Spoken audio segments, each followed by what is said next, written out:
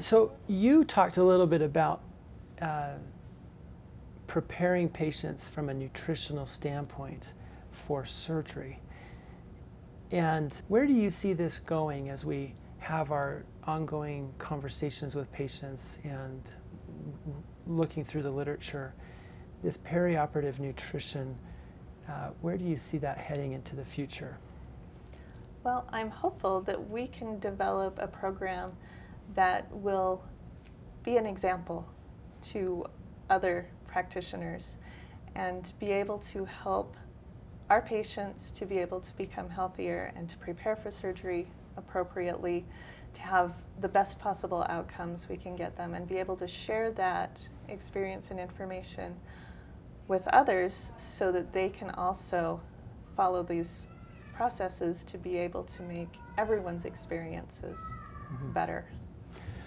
I personally see it as a significant need, and I know it's a need because the very first thing Dr. Bowden did when she came on at Summit is she sent a bunch of articles to the group that were curated from the literature pertaining to preoperative and postoperative nutrition.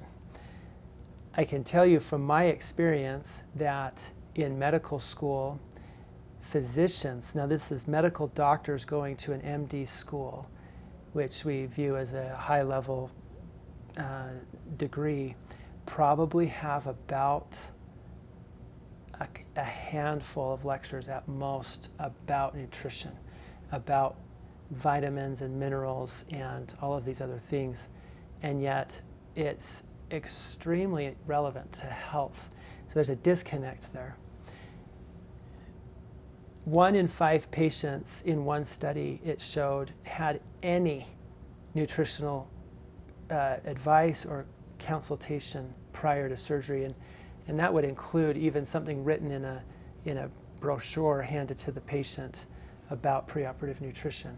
So there's very little that's currently being done. I shared what Dr. Bowden had put together with our clinical educator at the hospital, and immediately had very positive feedback from that, and an invitation to share this with the whole hospital system and all the surgeons in the system. And I think it's because it's an under-recognized opportunity for improvement. And then one other statistic that really was interesting to me is that for every $1 spent on nutrition in the hospital setting, there is $52 of savings. And we're in an environment where we're looking for value in the medical care that we provide. And there probably is not a lower hanging fruit in existence in medical care than a focus on nutrition and on the food we eat, which some would say is medicine, really. And so I am very grateful that we are using this relationship and understanding to really specialize in the nutrition that is required and best suited for patients both preparing for surgery and after surgery, and then as an extension of that, what the best nutrition looks like for cranial and musculoskeletal health in general.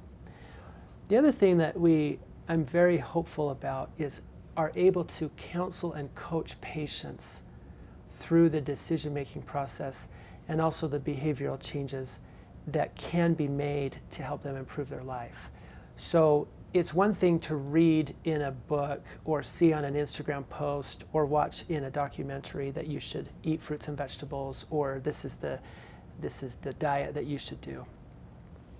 It's another to pull from the medical literature to counsel with distinguished providers and really come to a consensus as to what the recommendations really should be. And then counseling with an individual patient, as you mentioned it earlier, what their individual plan would look like. And then to counsel with them from a behavioral science standpoint, how we help them make changes that they want to make. People want to be healthier. They want to have a good surgical outcome. How can we help them and enable them to make the necessary behavioral changes to reach that outcome. And so in my mind, the Wellness Institute is all three things. It's the knowledge, it's the coaching, and it's the behavioral science. And we're really excited to develop this over time and to get better and better. And I do think it's one of the lowest hanging fruit available for improvement in patient outcomes for the patients. I would agree.